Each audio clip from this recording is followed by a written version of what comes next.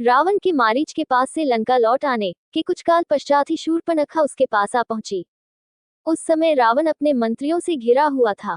स्वर्ण सिंहासन पर आरूढ़ रावण वैसे ही शोभा पा रहा था जैसे सोने के ईंटों से निर्मित यज्ञवेदी में घी के द्वारा प्रज्वलित अग्नि। सम्रभूमि में साक्षात यमराज की भांति दिखाई पड़ने वाले रावण ने देवता, गंधर्व आदि सभी को जीत लिया था। राजोचित लक्षणों से संपन्न रावण ने वैदुर्यमणि, नीलम तथा तपाए हुए सोने से निर्मित आभूषणों से अलंकृत हो रहा था। उसके अंगों पर विष्णु के चक्र तथा देवताओं के विविध आयुधों के अनेक प्रहार हुए थे, किंतु इन प्रहारों के बाद भी उसका कोई भी अंग खंडित नहीं हुआ था। वह रावण पर्वत शिखरों को तोड़कर फेंक देने वाला, देवताओं को रौंद डालने वाला, धर्म को जड़ से काट देने वाला, दूसरों की भार्याओं के सतीत्व का नाश करने वाला, यज्ञों में विघ्न डालने वाला तथा दिव्यास्त्रों का प्रयोग करने वाला था। उसने समुद्रों तथा पर्वतों पर विजय प्राप्त किया था, नागराज वासुकी को परास्त किया था, तक्षक की प्रिय पत्नी का हरण किया था, कुबेर पर विजय प्राप्त कर उससे पुष्पक विमान छीना था। इंद्रादि समस्त देवता उससे भयभीत रहते थे, वायु देवता उस पर पंखा डुलाते थे, वरुण उसके यहाँ पानी भरता था और वह मृत्यु को भी परास्त करने की सामर्थ्य रखता था।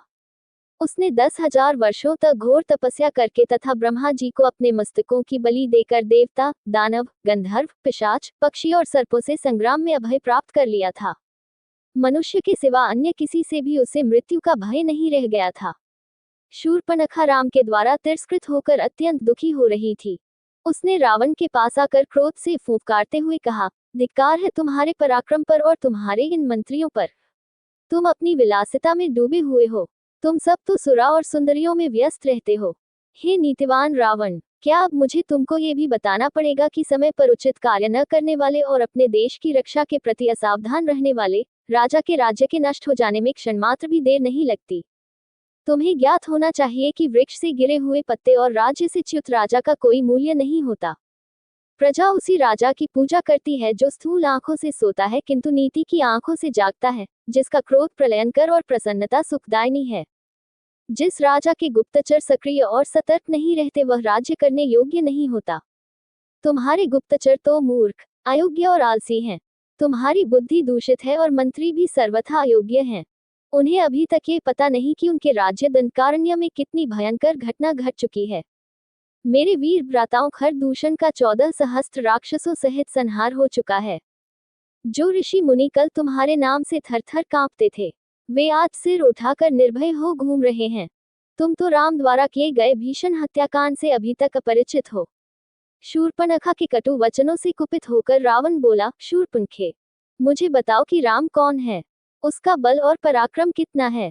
दुष्कर दंडक वन में उसने किस लिए प्रवेश किया है। उसके पास ऐसा कौन सा अस्त्र है जिससे उसने खर, दूषण और त्रिशिरा का सेना सहित संहार कर दिया। उसने तुझ जैसी सुंदर अंगों वाली को क्यों कुरूप बना दिया। रावण के प्रश्नों का उत्तर देते हुए शूर्पणखा ने कहा, है भाई, महाबली राम अयोध्या नरेश दशरथ के पुत्र हैं। वे अत्यंत निपुण धनुर्धारी हैं। वे अकेले और पैदल थे तो भी उन्होंने मात्र 1.5 मुहूर्त 3 घड़ी में समस्त राक्षसों का संहार कर डाला। मैंने राम के बाणों की वर्षा से राक्षसों को मरते हुए तो देखा, किंतु यह नहीं देख पाए कि कब राम ने धनुष खींचा और कब बाण छोड़ा। स्त्री होने के कारण राम ने मेरा वध नहीं किया और केवल अपमानित करके छोड़ दिया। राम के समान ही पराक्रमी उसका भाई लक्ष्मण और अत्यंत सुंदरी उसकी पत्नी सीता भी उसके साथ है। इस भूतल पर मैंने आज तक सीता के समान रूपवती अन्य कोई स्त्री नहीं देखा है। जब मैं सीता को तुम्हारी भार्या बनाने के लिए लाने के लिए उद्यत हुई तो लक्ष्मण ने मुझे कुरूप बना दिया। सीता तुम्हारी ही भार्या बनने योग्य है, अतः तुम उसे शीघ्रातिशीघ्र हर लाओ। शूर्पणखा का कथन सुनने तथा अपने मंत्रियों से विचार विमर्श करने के पश्चात रावण ने सीता को हर लाने का निश्चय कर लिया। तत्काल उसने अपना रथ तैयार करवाया और उस पर सवार हो अपने मित्र मारीच के पास पहुंच गया। मारीच ने रावण का समुचित सत्कार करके पूछा, राजन, लंका में सब कुशल तो है ना? आप इतनी जल्दी पुनः कैसे लौट आए? रावण बोला, हे मारीच, क्रूर और मूर्ख राम ने अपने बल का आश्रय लेकर मेरे भाई खर और दूषण सेना सहित त्रिशिरा का वध कर दिया है। उसने मेरी बहन शूर्पणखा को भी कुरूप बना दिया है। तुम मेरे मित्र हो। मित्र ही संकट के समय मित्र की सहायता करता है। मैं जानता हूँ कि हूँ मेरे मित्रों और शुभचिंतकों में तुमसे बढ़कर बलवान, नीतिवान और मुझसे सच्चा स्नेह करने वाला और कोई नहीं है।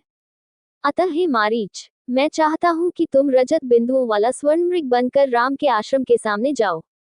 तुम्हें देखकर सीता अवश्य राम लक्ष्मण को तुम्हें पकड़ने के लिए भेजेगी। उन दोनों के चले जाने पर मैं अकेली सीता का अपहरण करके ले जाऊंगा। राम को सीता का वियोग असह्य होगा और विरह की उस अवस्था में राम को मार डालना मेरे लिए कठिन नहीं होगा। रावण के वचन सुनकर मारीच बोला, हे लंकापति, जैसे कि मैं पहले भी कह चुका हूँ कि ऐसा करना तुम्हारे लिए उचित नहीं होगा। ये कार्य तुम्हारे जीवन के लिए काल बन जाएगा। आश्चर्य की बात है कि वेद शास्त्रों के ज्ञाता होते हुए भी तुम परस्त्री हरण जैसा भयंकर पाप करने जा रहे हो। तुम्हें ज्ञात होना चाहिए कि राम के क्रोध से तुम बच नहीं सकोगे। मारीच के इस उत्तर से क्रोध हो हाथ में खड्ग लेकर रावण बोला, मारीच, मैं तुझे अपना मित्र समझकर तेरे पास आया था, तेरा अनर्गल प्रलाप सुनने के लिए नहीं।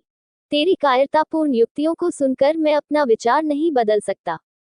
सीता का हरण मैं अवश्य ही करूंगा और तू मेरे आज्ञा का पालन भी करेगा।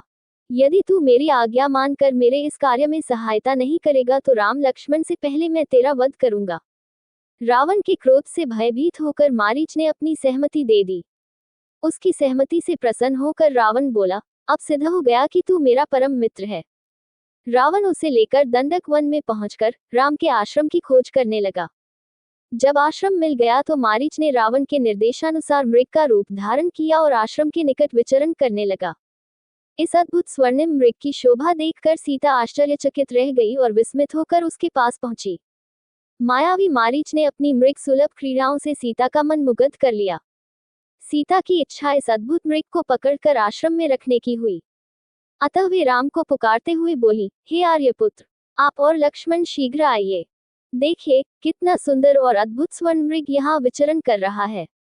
उस माया मृग को देखकर लक्ष्मण को संदेह हुआ और उन्होंने राम से कहा, तात, मुझे ऐसा प्रतीत होता है कि हमें छलने के लिए इस मृग के रूप में स्वेच्छा रूपधारी मारीच ही आया है।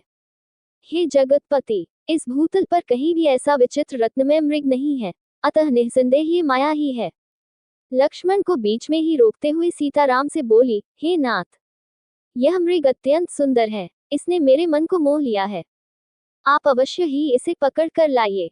जब हम वनवास समाप्त करके अयोध्या लौटेंगे तो यह हमारे राजदरबार की शोभा बढ़ाएगा। यदि यह जीवित न पकड़ा जा सके तो इसे मारकर मृगशाला ही ले आइए।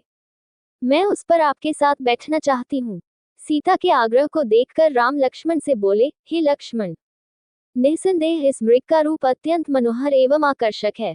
यदि यह पकड़ा नहीं भी गया तो मारा तो अवश्य ही जाएगा। इसमें भी संदेह नहीं है कि इसकी मृगशाला मनोहारी होगी। सीता का आग्रह पूर्ण करने के लिए इसे अवश्य ही पकड़ना चाहिए। तुम्हारी शंका के अनुसार यदि यह राक्षसी माया है तो भी इस राक्षस को मारना उचित ही होगा। तुम सीता की रक्षा करो, मैं इसे जीवित पकड़ने या मारने के लिए जाता हूँ। इतना कहकर राम अपने शस्त्रास्त्र धारण कर मायावी मृग के पीछे चल पड़े। राम को अपनी ओर आता देख मृग भी उछलता कूदता गहन वन के भीतर चला गया। वह विविध वृक्षों झाड़ियों के बीच कभी छिपता और कभी प्रकट होता, कभी धीमी तो कभी द्रुत गति से भागने लगा। उसका पीछा करते करते रामचंद्र आश्रम से बहुत दूर निकल गए। अंततः मृग के दृष्टिगत होते ही क्रोध होकर राम ने एक तीक्ष्ण बाण छोड़ा जो मारीच के हृदय तक पहुंच गया। बाण लगते ही मारीच अपने असली वेश में धराशायी हो गया और राम के स्वर में हा सीते, हा लक्ष्मण चीत्कार करते हुए मर गया। उस राक्षस के मृत शरीर को तथा उसका अपने स्वर में चीत्कार करना देखकर राम को लक्ष्मण का कथन स्मरण हो आया। वास्तव में यह मारीच की माया ही निकली। उन्हें चिंता होने लगी कि मेरे स्वर में किए गए चीत्कार को सुनकर सीता की क्या दशा होगी।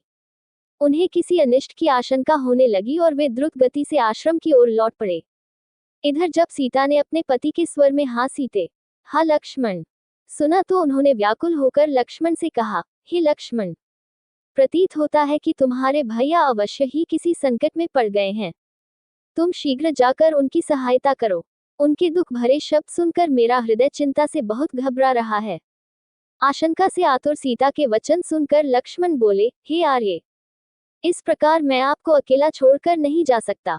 भैया ने आपकी रक्षा का भार मुझे सौंपा है। आप धैर्य धारण करें, भैया अभी आते ही होंगे। दुखी होकर सीता बोली, लक्ष्मण, ऐसा प्रतीत होता है कि तुम भाई के रूप में उनके शत्रु हो, इसीलिए उनके ऐसे आर्त स्वर सुनकर भी उनकी सहायता के लिए नहीं जाना चाहते।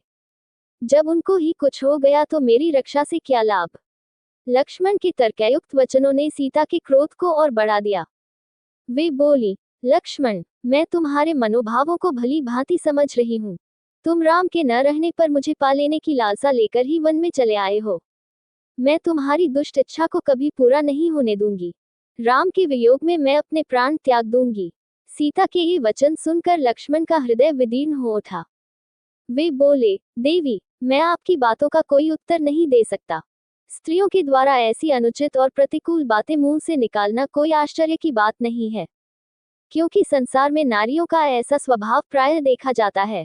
आज आपकी बुद्धि भ्रष्ट हो गई है, जो अपने अग्रज की आज्ञा पालन करने वाले अनुज पर ऐसा दुष्टतापूर्ण लांछन लगा रही हैं। मुझे संशय हो रहा है कि आज आप पर अवश्य कोई संकट आने वाला है। वन के समस्त देवता आपकी रक्षा करें। वन के देवता इसके साक्षी हैं कि मैं आपके द्वारा बलात् भेजा जा रहा हूँ। लक्ष्मण के वचन सुनकर सीता के नेत्रों से अश्रुधारा बहने लगे और लक्ष्मण उस ओर चल दिए जिधर राम गए थे। दोस्तों, आगे की कथा सुनने के लिए अगला वीडियो जरूर देखें और वीडियो को लाइक करें, शेयर करें और यदि आप हमारे चैनल पर नए हो तो हमारे चैनल को सब्सक्राइब जरूर करें। धन्यवाद।